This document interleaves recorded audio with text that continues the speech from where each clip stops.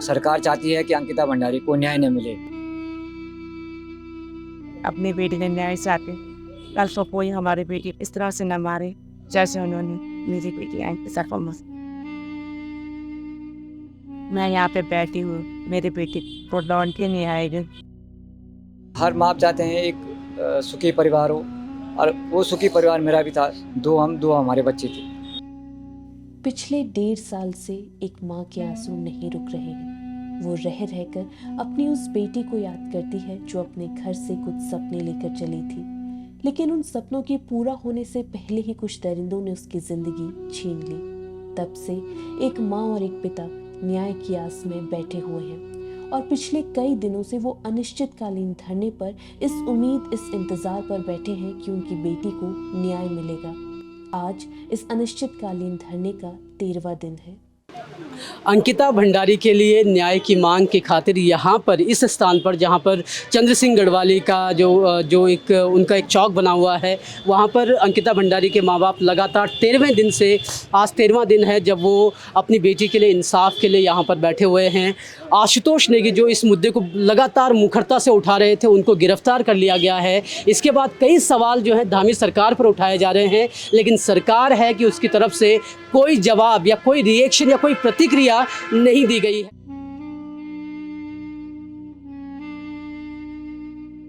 हमारे साथ अंकिता के पिता हैं वीरेंद्र जी। वीरेंद्र सर, आप यहाँ पर लगातार आज 13वां दिन है, लगातार आप मांग उठा रहे हैं। क्या सरकार की तरफ से कोई प्रतिनिधित्व यहाँ पर आया, कोई प्रतिनिधि यहाँ पर आया कि नहीं हम आपको भरोसा दिलाते हैं कि उनको न्याय मिलेगा?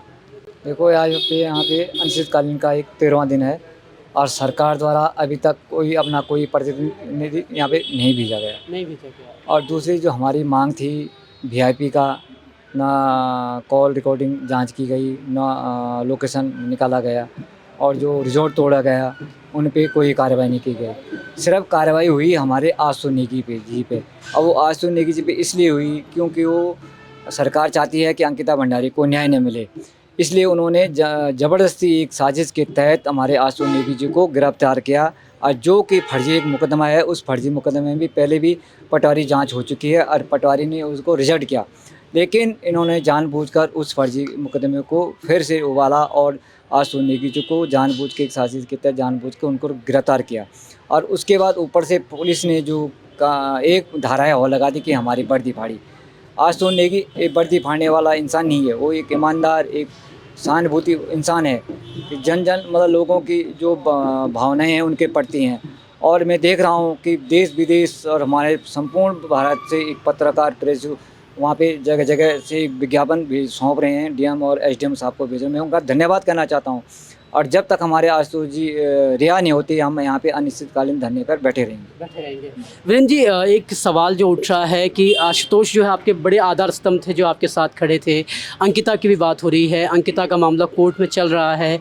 सरकार की तरफ से क्या लगता है आपको कि ये इलेक्शन के लिए किया जा रहा है कि भाई अगर हम अंकिता का मुद्दा बड़ा करेंगे तो फिर हम हार जाएंगे, इसलिए हम कुछ बोल नहीं रहे हैं? या फिर हम जो है ऐसे बैठे हुए हैं कि नहीं, जब इलेक्शन आएंगे मोदी जी आएंगे, मोदी जी एक घोषणा करेंगे और सब खुश हो जाएंगे और वोट हमें मिल जाएंगे? देखो, ये तो जानबूझ के सरकार चाहती है कि अभी फ़िलहाल इसको अंकिता केस को रोक दिया जाए और जानबूझ के इसमें देरी किया जाए, क्योंकि लोकसभा चुनाव होने वाले हैं, इसलिए इसको ढिलाई कर रहे हैं। सर, एक सवाल जो उठ रहा है, अंकिता सबसे बड़ा सहारा थी आपकी, आपका घर वो देख रही थी। अब अंकिता जाने के बाद करीब 1.5 साल हो गए और आप इंसाफ के लिए लगातार गुहार लगा रहे हैं। कभी आप अनिश्चितकालीन धरना दे रहे हैं, कभी आप कोर्ट्स के चक्कर काट रहे हैं, कभी आप पुलिस स्टेशन के चक्कर काट रहे हैं। ज़िंदगी में क्या बदलाव, जीवन कैसे चल रहा है? जो जीवन यापन के लिए नौकरी की ज़रूरत होती है, जो अर्निंग की ज़रूरत होती है, वो कैसे हो रहा है? आप देखो, हर माँ बाप चाहते हैं एक सुखी परिवार हो, और वो सुखी परिवार मेरा भी था। दो हमारे बच्चे थे। और दूसरा कि हर इंसान, माँ बाप चाहते हैं कि हमारे बच्चे पढ़े लिखें, अच्छी जॉब करें। और हर माँ बाप की इच्छा होती है कि हम कल अपनी लड़की को शादी करें और उसका कन्यादान करेंगे। लेकिन इन जो दुराचारी ये अपराधी, इन्होंने मेरी लड़की मेरे हाथ से छीना, हम कन्यादान तक नहीं किए। और वो भाई जो राखी के बिगैर वंचित किया गया, तो इन आरोपियों को तो सज़ा तो मिलनी चाहिए, फांसी की सज़ा मिलनी चाहिए। फांसी की सज़ा मिलनी चाहिए। वीरेंद्र जी, सरकार ने बोला कि भाई अंकिता के साथ जो हुआ वो गलत हुआ और हम जो है कॉलेज का नाम अंकिता के नाम से रख लेते हैं। क्या हमें इस बात पे संतुष्ट हो जाना चाहिए कि सरकार ने अपनी एक जिम्मेदारी निभा दी है और अब कोर्ट सारा काम करेगा? सरकार तो एक तो मैंने बोला ना कि कोरी घोषणा करती है। 18 सितंबर 2023 को 16 सितंबर 2023 को मुख्यमंत्री जी द्वारा घोषणा की गई थी कि जो डूब सुरकोट नर्सिंग कॉलेज है वो अंकिता के नाम से किया जाएगा। उसी दिन 18 सितंबर 2023 को एबीपी न्यूज़ वाले आए और उन्होंने मेरे से भी एक वीडियो ली। तो मैंने कहा कि धामी जी, आपने तो घोषणा कर दी, लेकिन आप तुरंत इसको अमल तो कीजिए। लेकिन आज 6 महीने गुजर जाने के बाद भी अभी तक नर्सिंग कॉलेज में मेरी लड़की के नाम से नियुक्ति नहीं हुआ है। सर, कोई सपोर्ट क्या सरकार की तरफ से हमें मिला है? क्योंकि आपकी बेटी गई है और उसके बाद घर को संभालना बड़ा मुश्किल एक टास्क हो गया है। क्या सरकार की तरफ से कोई आर्थिक सहयोग परिवार को मिला है? क्या सहयोग मिला? देखते रहे, देख ही रहे हैं, लोग हमारे घर को देख रहे हैं, जो हमारे घर में आ रहे हैं वो देखते रहे हैं कि क्या सपोर्ट दिया सरकार ने हमें। कोई सपोर्ट नहीं दिया। सर, जो मुख्यमंत्री जो है दीदी बुली कार्यक्रम पूरे उत्तराखंड में कर रहे हैं, क्या वो आपसे मिलने आए? क्या कोई आश्वासन आपको दिया उन्होंने कि हम कुछ करेंगे इस मामले में? कोई आश्वासन नहीं दिया। वो तो एक दिखावटी ढोंग है कि दिशा ध्यानी धौला मेला, तो दिखावटी वो है। मैं उन्हीं बहनों माता शक्ति से कहना, जो बीजेपी की कार्य करती हैं, क्या उनके घर में कोई लड़कियां नहीं हैं, बेटियां नहीं हैं?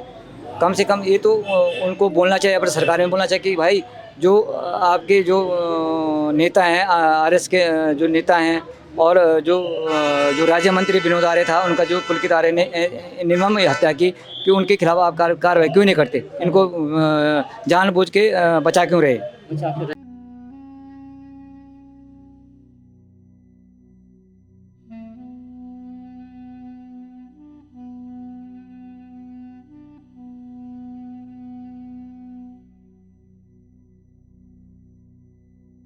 चाहूँगा मैम, अगर आपके लिए संभव हो बात करना, एक ही सवाल मेरा आपसे है। अंकिता चली गई, अंकिता के बाद दूसरी बेटियों के लिए क्या होना चाहिए? कैसे मिसाल पेश की जा सकती है? मैं यहाँ पे बैठी हूँ, मेरी बेटी को लौट के नहीं आएगी और जो मेरी बेटियाँ पढ़ाई कर रही हैं, बस वो आत्मनिर्भर हो जाए कि हम उनके अंदर ये डर ये भय दूर हो जाए। इसीलिए मैं यहाँ पे अपनी बेटी के लिए न्याय चाहती हूँ। अल्फा कोई हमारे बेटी को इस तरह से न मारे जैसे उन्होंने मेरी बेटी अंकिता। आपने सही कहा कि सारी बेटियों के लिए एक मिसाल पेश की जानी चाहिए। मैम, आपने वीआईपी का नाम लिया और वीआईपी का नाम आपने खुलेआम लिया, उसके बाद भी बीजेपी की तरफ से, ना ही धामी सरकार की तरफ से कोई बचाव भी नहीं आया, कोई खंडन भी नहीं आया। क्या आपको लगता है कि क्यों आखिर बीजेपी सरकार इतनी अहम में क्यों है कि किसी बात पर कोई प्रतिक्रिया देने को तैयार नहीं है? देखिए, ये तो पुलिस वाले जांच कर सकते हैं, हम थोड़ी जांच करेंगे, ये तो उनका काम है। आप भी लगातार जो है यहाँ पर बैठे हुए इनका साथ दे रहे हैं। मैं देख रहा हूँ कि यहाँ पर चंद लोग ही यहाँ पर बैठे हुए हैं। सर, आपका क्या नज़रिया है? सरकार जानबूझकर देरी कर रही है या फिर कोर्ट प्रोसीडिंग्स में ये टाइम लग रहा है इसलिए देरी हो रही है? आज तो यहाँ हर दिन वैसे 150 जितने लोग आते हैं, 13 दिन से बैठे हैं। आज भू कानून की रैली में सब जा रखे हैं, क्योंकि ये मुद्दा भी बहुत मुख्य मुद्दा है। अंकिता को न्याय का मुद्दा भी इस भू कानून और मूल निवास के मुद्दे के साथ जुड़ा हुआ है। हमारी मेन कहना ऐसा है कि जो जेसीबी का ड्राइवर था, अभी तक तकरीबन 97 एसआईटी ने गवाह इस केस में रखे हैं, वो भी ज़्यादा गवाह है। ये क्लियर एंड कट केस था कि उन्होंने मारा और उसको किया, तो उसको तुरंत ही फैसला होना चाहिए था। और सरकार ने खुद ही जो एसआईटी बनाई पुलिस ने, उसमें बहुत ज़्यादा गवाह उन्होंने ऐड किए। इसके बावजूद भी अभी तक 60 जितने गवाहों का हो गया है। इस पर हम लोग जाते हैं कोर्ट द्वार वगैरह भी, तो वीरेंद्र भंडारी जी, सोनी जी भी जाती रहती है रेगुलर कोर्ट की उसको। और आपको आश्चर्य होगा कि ये इनका गांव है हमारे ये डोब सिरकोट में। यहाँ से कोर्ट द्वार जाने में मतलब 3-4 घंटा लगता है। सरकारी बस में जाते हैं। हमने एक बार डीएम से कहा कि ये जाने का, तो डीएम कहते हैं कोई प्रावधान नहीं है। ये माँ बाप, गरीब माँ बाप जाना हो अपनी बेटी की न्याय के लिए, सरकार का कोई प्रावधान नहीं है। डीएम साफ ना बोल दिया कि अपने खर्चे से जाना पड़ेगा। जब वहाँ जाते हैं, वहाँ जाना, फिर एक आखिरी बस पकड़ के 3 बजे की बस पर वापस आना, रात हो जाती है गाँव जाते जाते। तो उस गवाह का मुख्य गवाह हम ऐसा कह रहे हैं कि जो जेसीबी का ड्राइवर था, उसने जब बोल भी दिया, उसने कोर्ट में बोल दिया कि मुझे वापस बुलाया गया उसको तोड़ने के लिए। हम ऐसे समझ रहे थे कि वो जो गवाह है वो पलट जाएगा कि दारू के नशे में मैंने जेसीबी चला दिया, पर उसने साफ कहा कि यमकेश्वर विधायक रेणु बिष्ट और एसडीएम प्रमोद कुमार।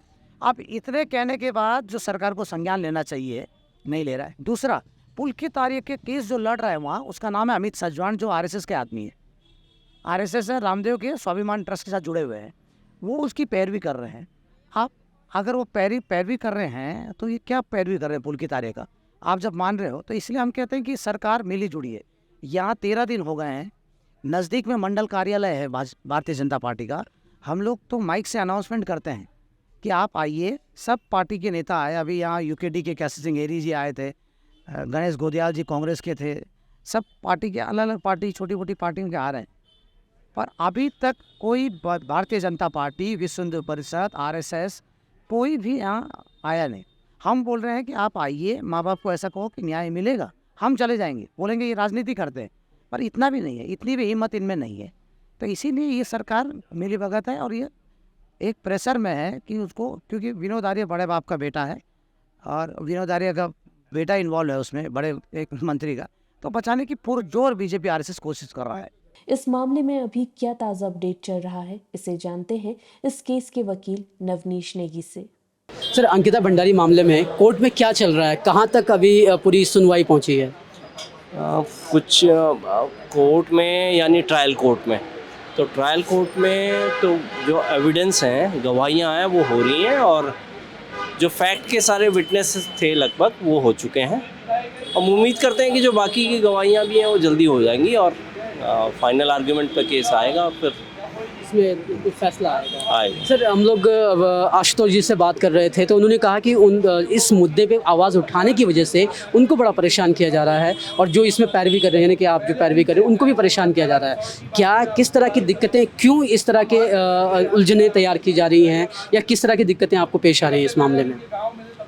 नहीं, एज ए वकील तो कोई ऐसी दिक्कतें नहीं है, लेकिन हाँ केस को लेकर के कुछ सवाल हैं जो आशुतोष नेगी और जो पूरा ये मूवमेंट है जस्टिस फॉर अंकिता भंडारी, उसमें कुछ सवाल हैं जो अनुत्तरित हैं मतलब, और जिन सवालों को यहाँ लेकर के अभी धरना भी कायम है वो सवाल हैं और वो चाहिए कि जो शासन में बैठे लोग हैं, जो इन्वेस्टिगेटिंग एजेंसी है, उनको चाहिए कि वो अगर वो डाउट है तो वो साफ करना चाहिए। सर, एक आखिरी सवाल, लोग कह रहे हैं कि जब कोर्ट में मामला चल रहा है, वहाँ पे सुनवाई हो रही है, तो ये धरने प्रदर्शन क्यों कर रहे हो आप? जो सरकार सपोर्टिव हैं वो ये कह रहे हैं कि भाई सरकार, भाई को मामला कोर्ट में चल रहा है, सरकार इसमें क्या करेगी, तो इस पर क्या कहना चाहेंगे आप?